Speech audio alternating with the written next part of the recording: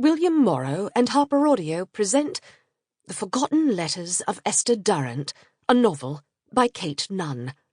Performed by Arianwen Parkes-Lockwood.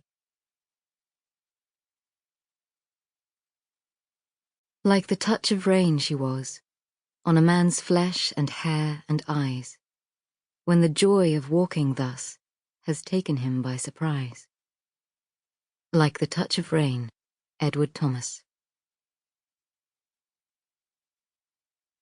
Chapter 1.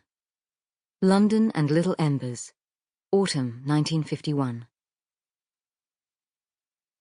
It wasn't their usual destination for a holiday, and the timing was hardly ideal.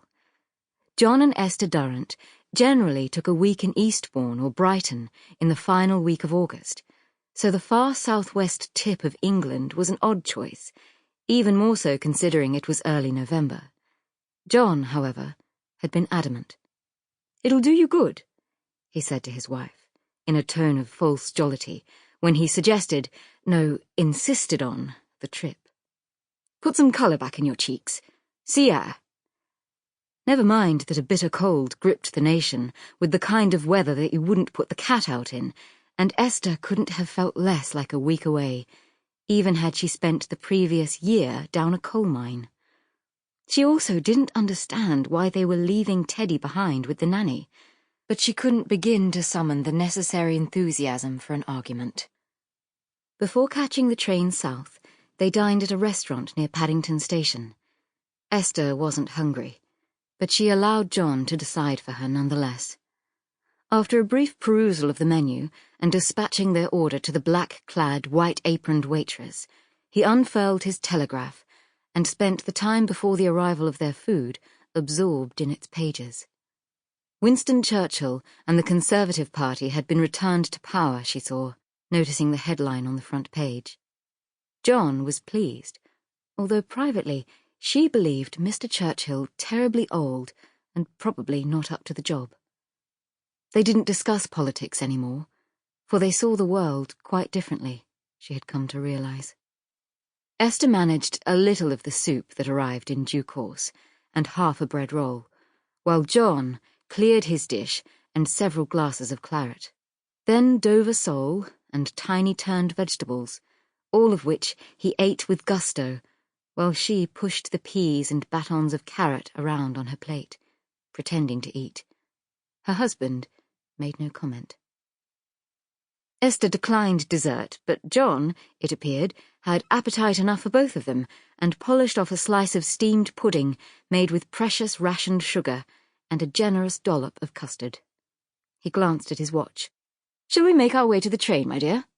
he asked, wiping the bristles of his moustache on a starched napkin.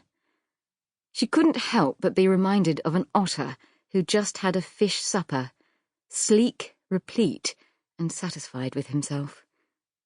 He was wearing the dark suit, his favourite, and the tie she'd given him several birthdays ago, when she had been expecting Teddy, and the future felt as if it were the merest outline, a sketch, waiting for them to paint it in bold and vivid colours.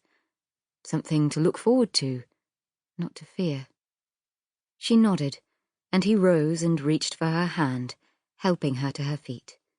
It was a short walk from the restaurant to the station, but Esther was glad of her thick coat and gloves. She'd not ventured from the house in weeks. The November weather had been simply ghastly, and she shivered as she felt the wind slice through her outer garments and numb the tip of her nose and lips.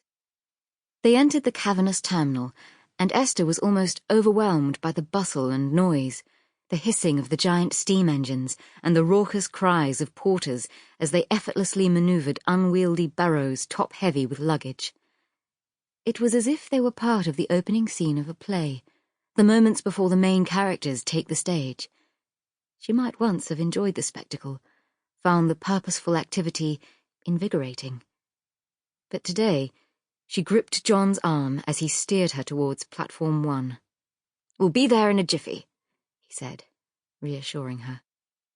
Everywhere she looked, lapels were splashed with poppies, blood red against dark suits. A brief frown creased the pale skin of her forehead, as it took her a moment to place them. Then she Sample complete. Ready to continue?